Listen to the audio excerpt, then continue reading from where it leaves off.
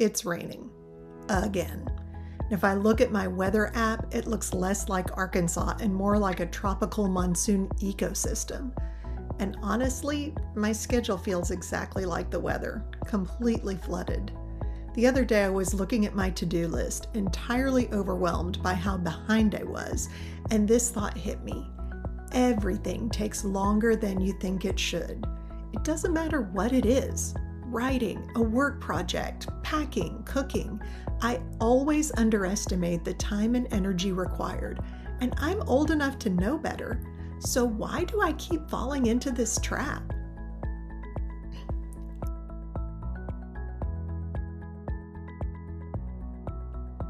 It turns out there's actually a scientific name for this. In 1977, psychologists Daniel Kahneman and Amos Tversky coined the term the planning fallacy. It's a literal glitch in human nature where we display an optimism bias. I know normally you hear about we have a pessimistic bias. Here we have an optimistic bias. So we map out the time needed for something based on the best possible scenario. The one where nobody calls, the internet never lags, and our energy stays at 100% all day. But life doesn't happen in a vacuum. It happens in the rain. It happens with unexpected interruptions, a text from a kid that takes an hour to navigate, or a brain that is just tired. When we constantly expect ourselves to beat the clock, we live in a state of chronic frustration. I know I've certainly felt like this. We live in a culture that worships optimization and efficiency. We're told that if we buy the right planner, use the right AI tool, or wake up at 4 a.m., we can conquer time.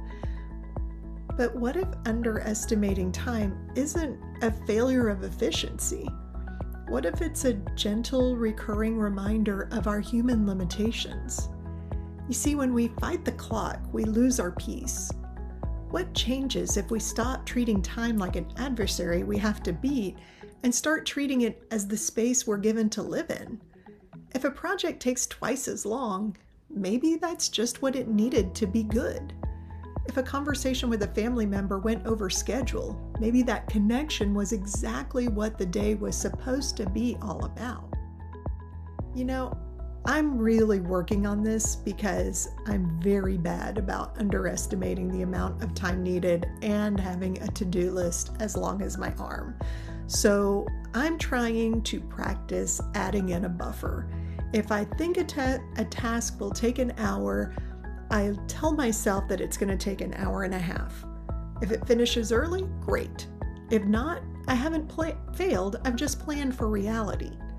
So I'm trying to factor in a good 50% buffer so that when external factors slow me down, like endless rainy days, then I can use that as an invitation to slow down the pace that I wanted to set for myself.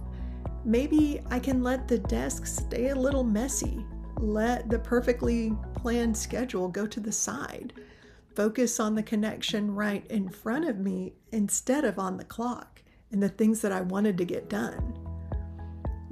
If you're sitting there today feeling totally behind, looking at a to-do list that didn't get finished, first of all, no, you're not alone. I am right there with you. And next, give yourself some grace. You aren't bad at managing your life. You're just human. Let it rain, let it take longer, and just be present in the middle of it.